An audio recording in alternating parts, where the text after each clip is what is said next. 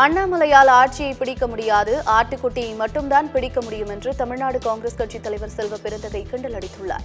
நாகை மாவட்டம் அபிராமி சன்னதி திடலில் காங்கிரஸ் கட்சி சார்பில் நீர்மூர் பந்தல் திறப்பு விழா நடைபெற்றது. இதனை தமிழ்நாடு காங்கிரஸ் கமிட்டி தலைவர் செல்வ பெருந்தகை திறந்து வைத்தார்.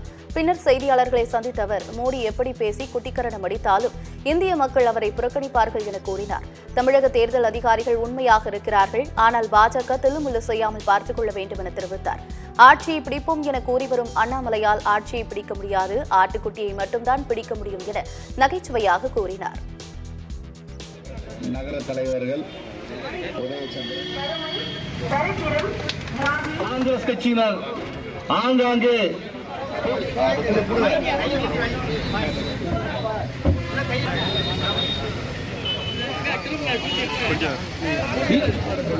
இந்த தண்ணீர் பந்தலையும் மாவட்ட அளவில் தொடர்ந்து இதை செயல்படுத்தும். நாளை சென்னையில்